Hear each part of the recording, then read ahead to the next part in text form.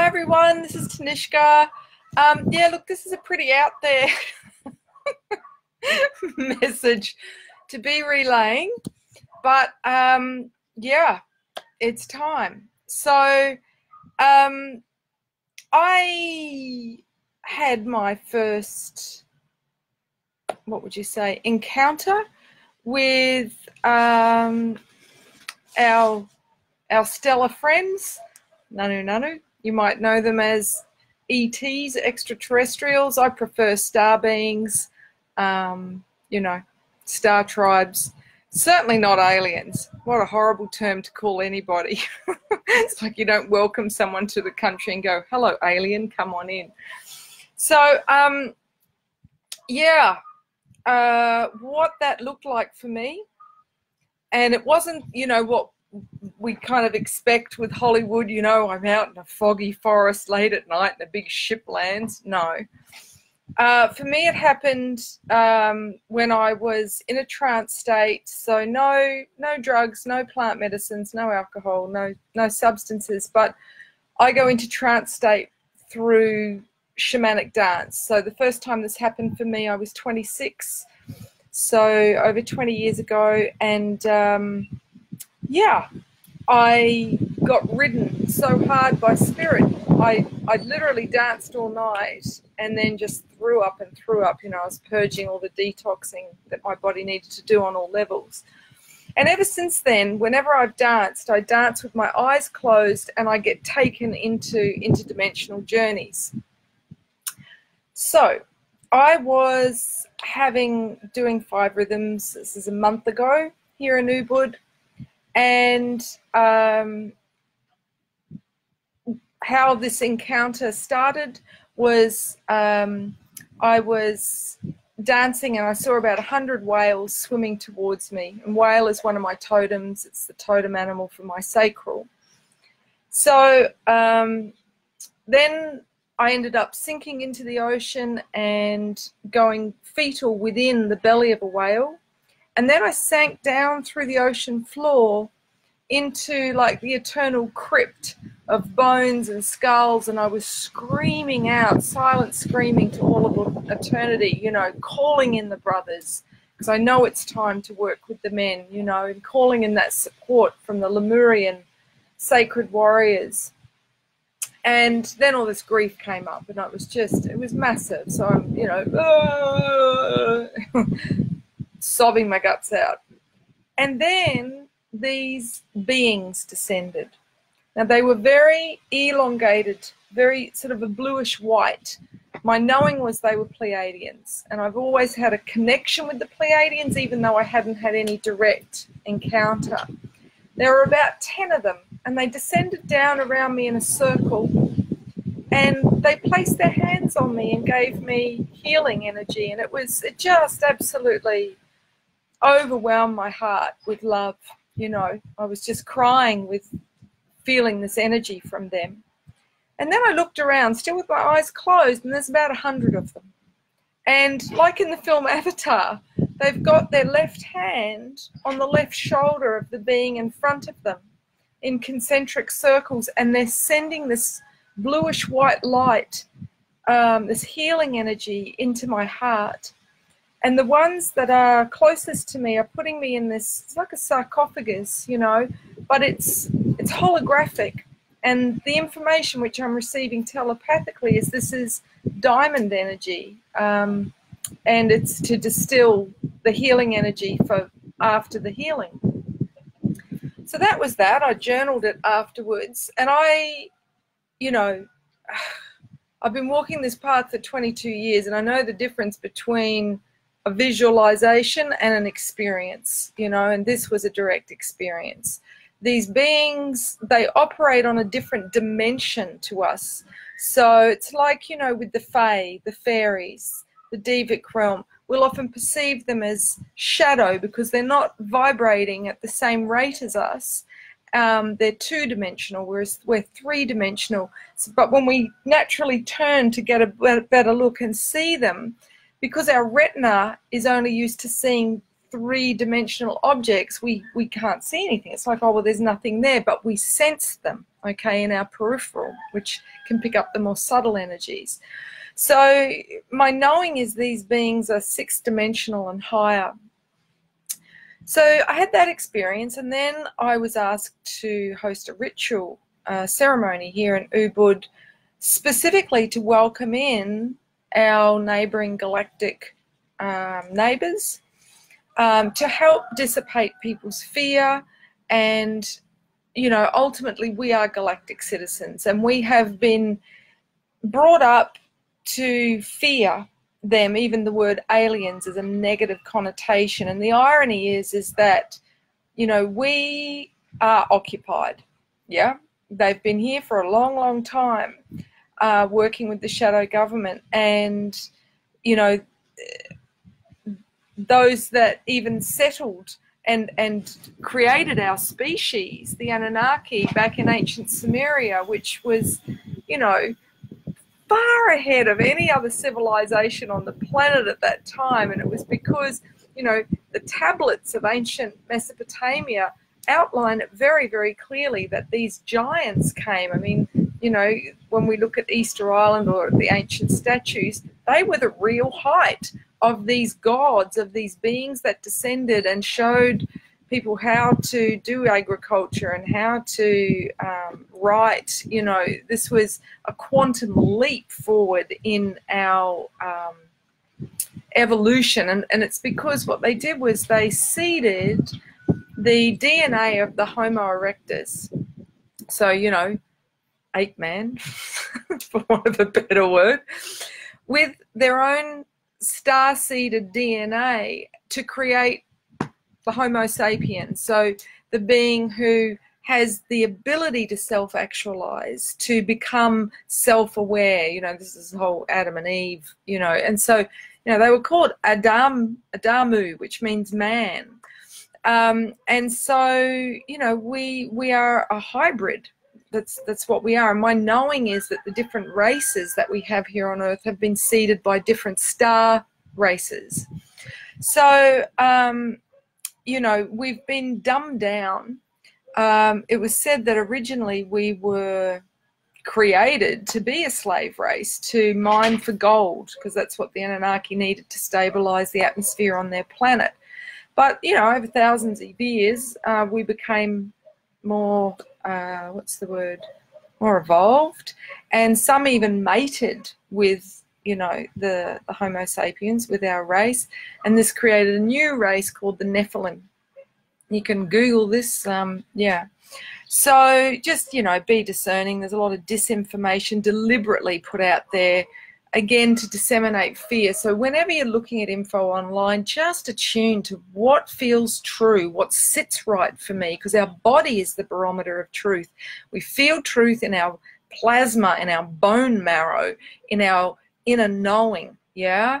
So if something feels like it's really based in fear, or, you know, there's a lot of confusion, you feel more confused rather than clear reading it, then shut it down and keep searching, because, you know, those that want to keep the populace deliberately disempowered by, you know, being sheeple, not self-aware, you know, they put out information that is to, what would you say, make out that anyone who's speaking about these things is a complete quack, you know.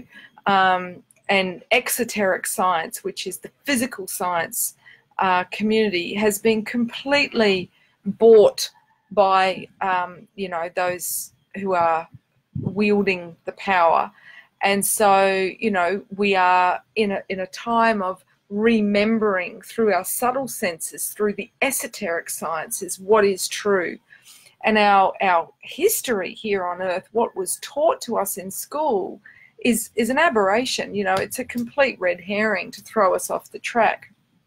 So, you know, every tradition speaks of giants. It speaks of, you know, these beings that would live for thousands of years, you know. So we have to remember that mythology, the mythos, is about the stories of the inner landscape of the inner cosmos that's happening beyond the physical, okay? So, you know, this is why Star Wars and Avatar had such a huge impact on the global, because these are true, you know. They're just, you know, showing us what is playing out on the inner realms. You know, there is a galactic war going on between the light and dark forces, you know. But it's nothing to be afraid of, you know. It is inevitable that the light will prevail. You think about switching on a light in a dark room. I mean, it's no competition. As soon as there's one bit of light, the dark's over. So, and in December 2012, our planet became the 7th planet to start spiraling around Alcyon, which is the brightest star in the Pleiades star system. And Alcyon is also known as the Great Central Sun, and a lot of the Native American prophecies speak about this time when the children of the sun would rise, and our religion, if for want of a better word, I don't like the word religion, was that we would dance, yeah, and that we would celebrate life on Earth. So us reclaiming our ancient rites of passage and our celebrations to celebrate the seasonal wheel, the lunar wheel, the solar wheel, you know, our transits, you know, this is how we grow in accordance with the design of the divine, which is that Fibonacci spiral sequence. So that was the first encounter I had. So then on Sunday I had my second encounter with some star beings. And this time again it was the night after I'd done this ceremony, and in the ceremony I wasn't feeling it, you know, as in I wasn't seeing beings connecting with me. I was, you know, calling them in, and so be it. But remember Matuahemi, a beautiful Maori elder, grandfather of the whale people, said to me, never underestimate the power of a ceremony. Even if you think it's so small, you know, what you've done, never underestimate it. So the next day, so Sunday that we just had, you know, I've since found out, and I posted a live video about the geomagnetic storm that we experienced. And I was on the dance floor, and this time what happened, a ship descended, right? I've got my eyes closed, and I've been dancing, I've been emoting, and I'm sitting in the floor, on the floor, sitting up on my haunches. And this ship descends, you know, like the classic sort of circular ship with the blue rim light on the inside. Like for those who are my vintage, you remember The Greatest American Hero when he gets his suit and when it falls down from the ship and he doesn't know how to use it because there's no instructions, which was, you know, to prepare all of us to grow up to remember, you know, ourselves in this time. So anyway, the ship descends and I become one of these beings. It's like they inhabit me to show themselves to me. And my ears elongate. Again, my skin becomes blue and translucent, and my features become very feline. And from the research that I'd done in preparation for the ceremony, these were Syrians. Syrians are those that Avatar was modeled on. So the Syrians are a very benevolent star system who are one of the ones that are really midwifing our shift here on Earth to help raise the consciousness. And they showed me what was under the Sphinx. And I've always known there was something very, very powerful under the Sphinx in Egypt, and that I had some kind of connection with it. I didn't know what it was. And they took me down these staircases that go, oh my God, I don't know how far down into the earth it is, but a long way. And it was walking down, you know, like in a square. And then we got to what was the Emerald Tablets of Thoth. And, you know, this is deep Hermetic wisdom. And they said, you know, this contains the secret of absolute power. And so it can't get into the wrong hands. And those that will be able to access it will be using sound, using their voice, using sacred toning, diphthongs, But more importantly, it will be the vibration, the motivation, the intention that is carried through the sound waves that will be able to open it. So anyone whose intention is not pure, is not responsible with power, then they won't be permitted access to this. So that was the first thing. And then this being appears that kind of reminds me of E.T. that came out in 1982. I remember it very clearly because I was 12, and it really, really, you know, had a huge effect on me. And these beings kind of were short, as, you know, E.T. from the film E.T., with those big heads that go back, but he had really big, dark, almond-shaped eyes, very benevolent, and there were maybe 10 of, you know, this particular, I don't know where they were from.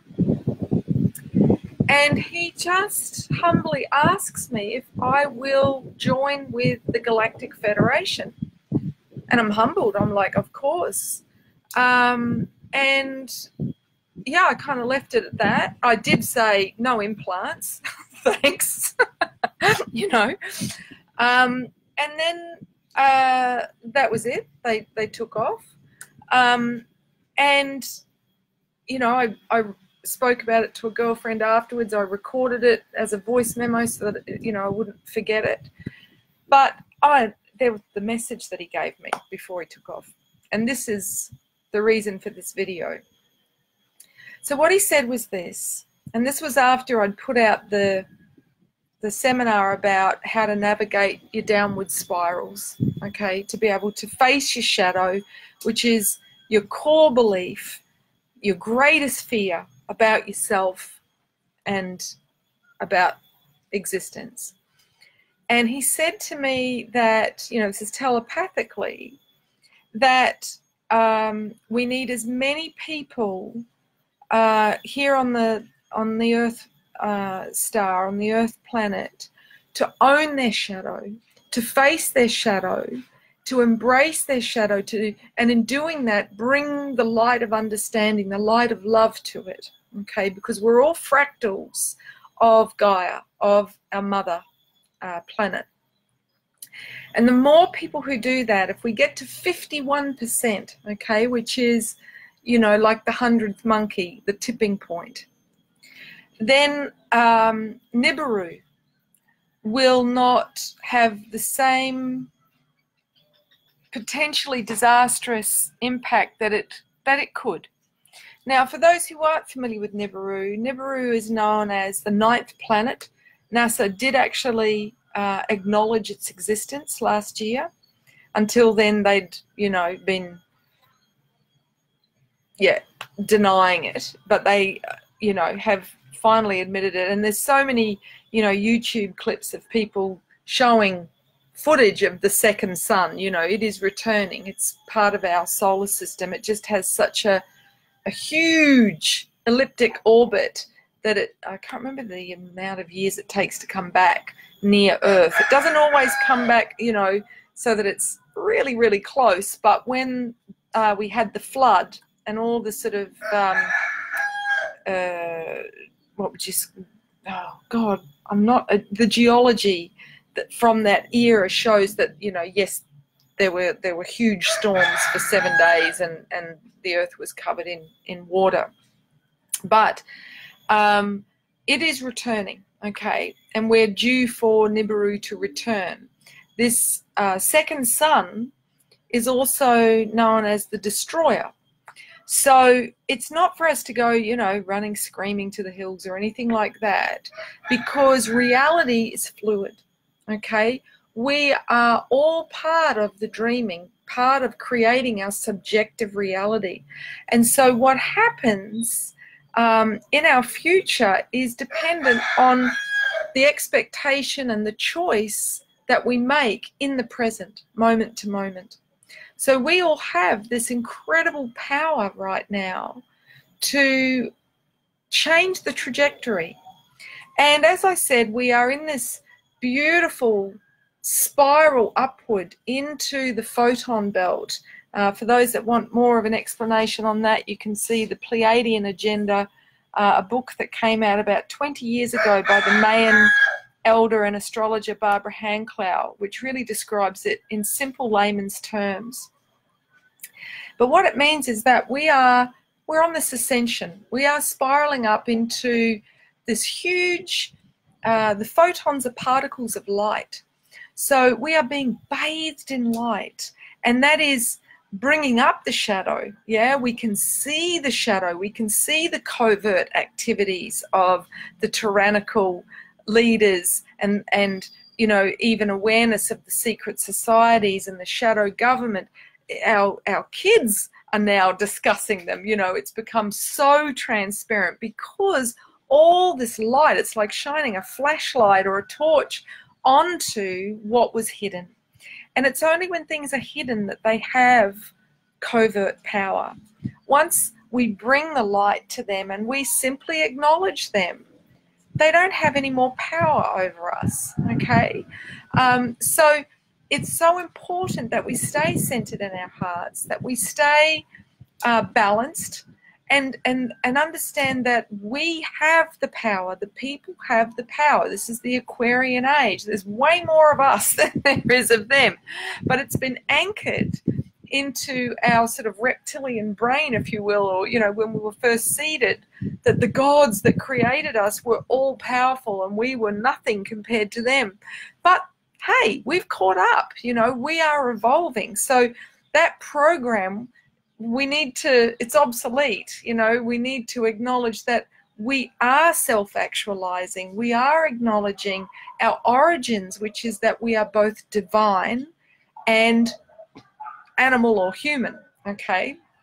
And so through our choices, we become, you know, more divine or more animalistic. But if we're centered, we embody both, okay, equally. So in a nutshell, what the message was, the transmission from these benevolent beings, and you can Google the Galactic Federation. I Googled it this morning, and just reading the first website, I started to just cry with the recognition of this is true, you know. And I've always spoken about my mission, so important, just knowing that. But it's, you know, it's all a part of this. And every single one of us that took a human form at this time has put our hand up to be part of this shift, this metamorphosis into our potential, okay?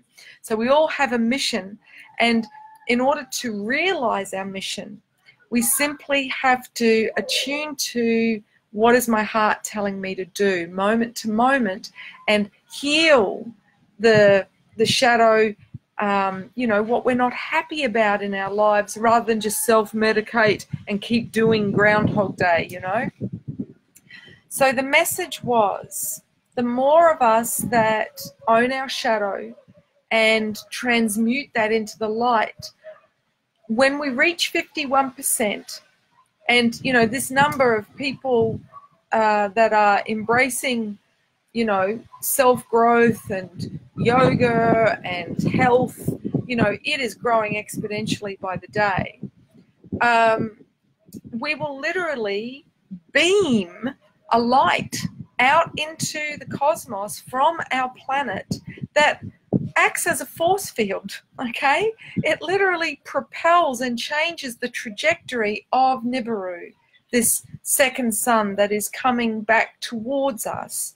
So, you know, if we think about magnets, like attracts like. So if the majority is still operating out of the lower three chakras, unconsciously, like animals, reacting to each other, you did this to me, I'm going to do that to you, revenge, wars, you know, this kind of level of, you know, interaction, then like will attract like. We will attract Nibiru, Planet X, as it's also called, the 9th planet.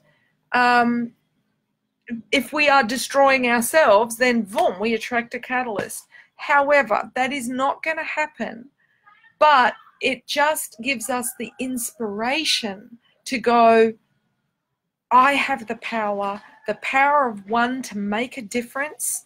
Yeah, it's not about saving anyone else. Yeah, and what about the children? The children will be just fine. Believe me, they're a higher frequency than all of us. Every generation is subsequently oscillating at a higher rate, which is why our kids cannot deal with the level of toxicity in our world, be it emotional, mental, physical, or energetic.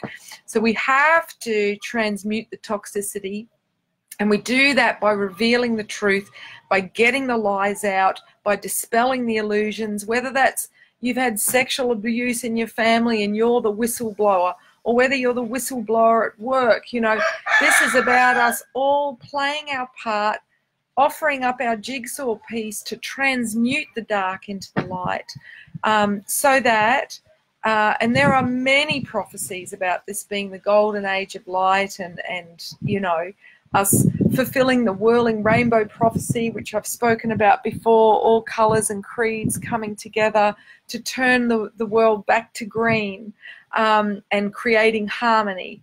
And, you know, we've seen the LGBT using that flag, the rainbow flag, bless them.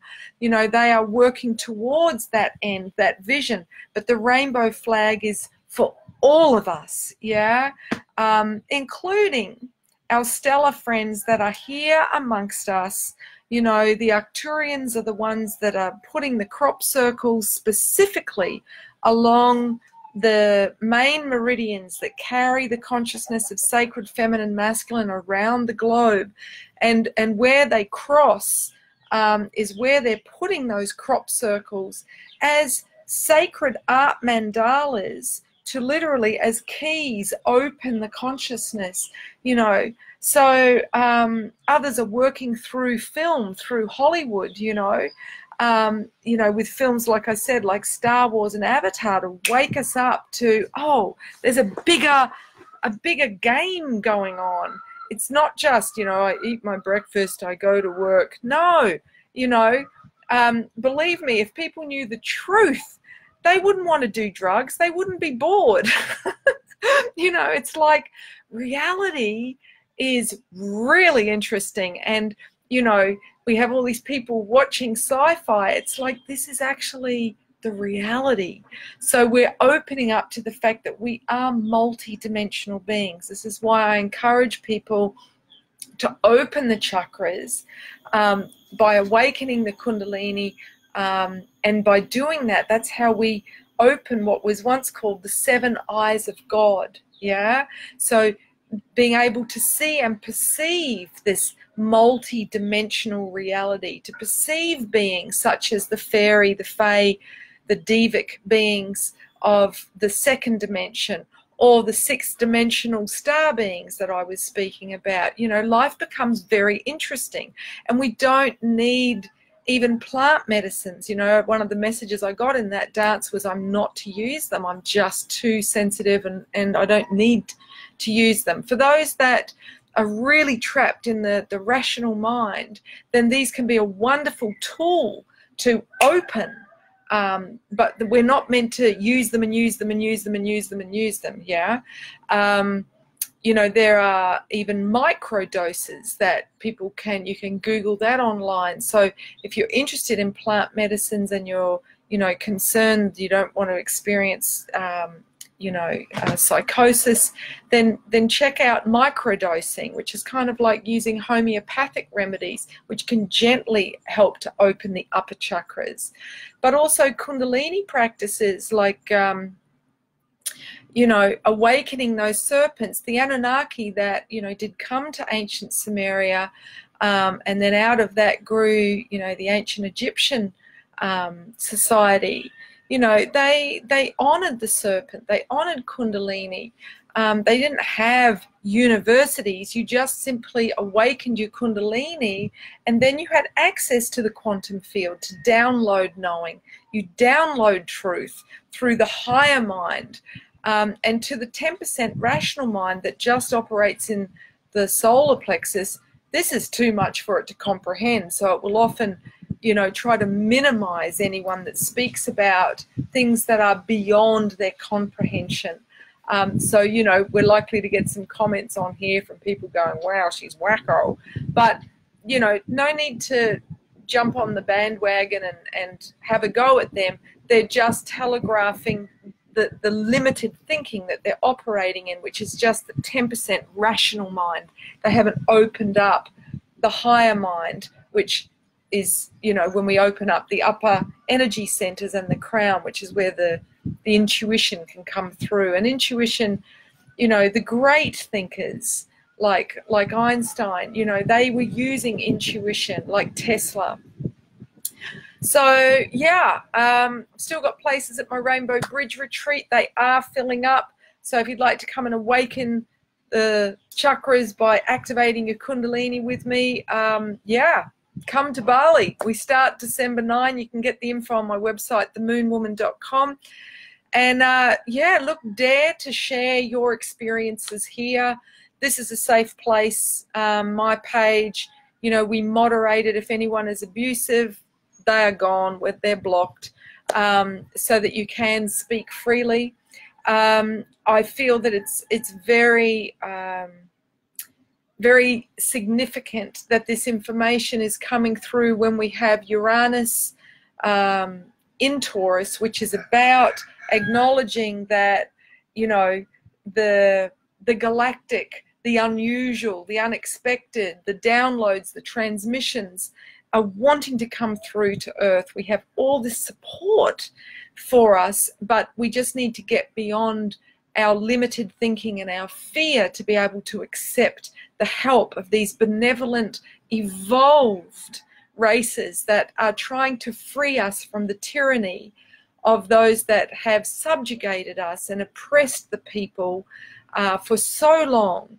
And like my favorite quote from Steve Biko of the apartheid era, the most powerful thing in the hands of the oppressor are the minds of the oppressed. So when we free our minds, then the rest will follow. And as I've said before, when we awaken the serpents of light, the Kundalini, when the serpents rise, the people will rise, because you cannot oppress, you cannot even rule an awakened populace. And that is what we're here to do, to awaken to the truth. And so this Venus descent in Scorpio will be taking us to our fears. You know, I had dinner with a girlfriend last night that was like, oh, I'm watching Gaia.com and I'm, you know, getting exposed to all the shadow covert stuff that's been going on. And yes, it's important that we acknowledge the dark. You know, that's what it is to be a shaman, not just be polarized in, I'm a light bringer, I'm a light worker, it's all love and light. No, there's actually shadow going on as well. But to stay centered in the heart, when we acknowledge that both polarities, both dualities are coexisting, then we're able to take responsibility for our own shadow, and in doing that we contribute to the healing of our planet. And if you think about our planet, it's blue and green from outer space. Green is the heart center, blue is the center for healing. And when the throat chakra is opened and healed, we speak our heart's truth transparently with no fear, because we can't not. So that's what we're here to embody as a species, as our potential, and to fulfill these prophecies of an age of enlightened civilization. So yeah, share your thoughts, share your feelings about this transmission, and just, yeah, stay in your hearts and attune to what is true for you. I don't ever expect anyone to say, you know, like Simon says, or Tanishka said it was true, so it's true. No, always attune to, does that sit right for me? Does that feel like truth for me? Yeah, honor your own intuitive knowing, because you are your own authority figure. All right, may we all be freed by the truth and restore all that is sacred here on our beloved home planet. Blessings, global family. Till next time. Ciao.